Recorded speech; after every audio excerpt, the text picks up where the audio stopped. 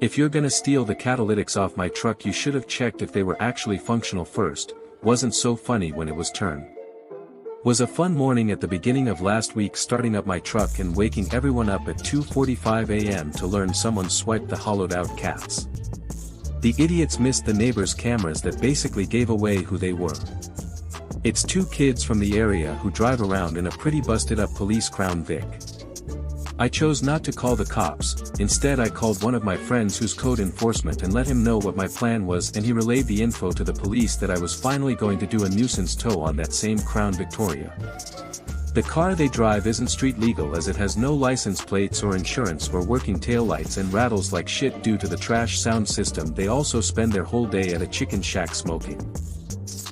Not sure who they're getting money from, but I'm guessing stealing catalytics was part of the equation.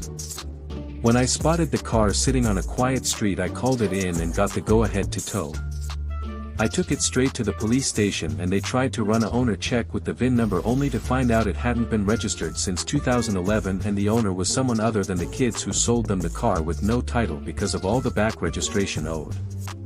The cops said we can go ahead and take it to the junkyard till they can get a black title, aka certificate of destruction. By then the two idiots were running around all over town looking for their car, thinking it got stolen by one of their friends as a prank. The key lock was so worn out you could start it with any car key. They found it at the junkyard and tried to steal it, by one of them distracting the owner and the other stealing their car, but the junkyard was aware of who they were, so they cut the drive shaft off beforehand. I missed out on this part, but they got arrested for trying to steal their car back, and they watched as the junkyard used a crane to rip the car to shreds. When I saw it, the remains looked like a toddler just ripped it to the bare frame out of curiosity. They've been out of jail since but haven't left their trailer. I did a drive-by earlier and noticed a beater Jeep Liberty in their driveway, also with no plates, and already working with the cops on taking that too if I see it out in a public, except I won't miss the show next time.